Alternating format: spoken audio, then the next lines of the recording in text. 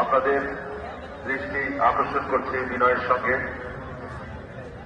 আজকে যে মহান নেত্রীর প্রতি শ্রদ্ধা জানাতে, তার জন্য মহান আল্লাহর দরবারে মাগফিরাত কামনা করতে এবং জানাজায় অংশ নিতে আমরা এখানে সমবেত হয়েছি।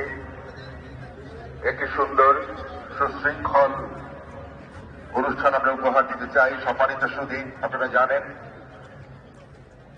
দেশ বিদেশের অনেক গণ্যমান্য ব্যক্তিবর্গ আজকে এখানে আসবেন এবং আপনাদের মতো ত্যাগী জনতা যারা এই মহান নেত্রীর প্রতি শ্রদ্ধা জানাতে এখানে এসেছেন, আমাদের সবার সম্মিলিত প্রয়াসে আজকে আমরা মহান আল্লাহর দরবারে তার মাগফিরাত কামনা করব।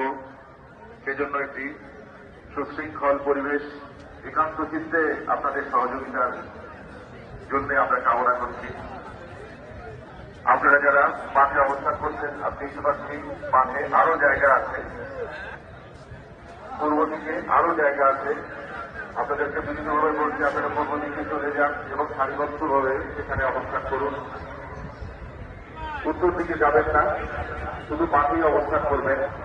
মাঠের উত্তর প্রান্ত সেখানে আমাদের সেনা সদস্যগণ আছেন, তাদেরকে ক্রস করবেন না দয়া করে। তাদের অনুরোধটুকু বা তারা যা বলে তা আপনারা মানার চেষ্টা করবেন, শৃঙ্খলা বজায় থাকবে।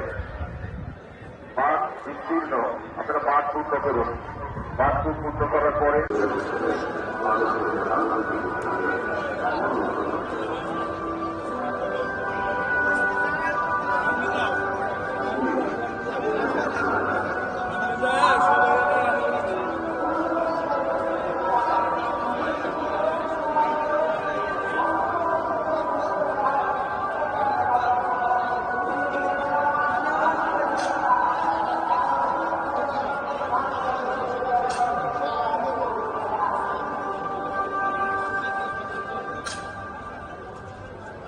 সাতের 1/11 দুঃশাসনের কালেও আপোষহীন রইলেন।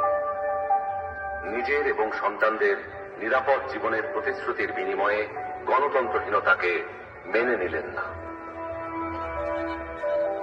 ফ্যাসিস্ট হাসিনার আমলে বিদেশ থেকে ফিরে এসে মিথ্যা মামলা মোকাবেলা করে জেলে চলে গেলেন। তবুও আধিপত্যবাদী রাজনীতির সাথে আপোষ করলেন না, হয়ে উঠলেন ফ্যাসিস্ট।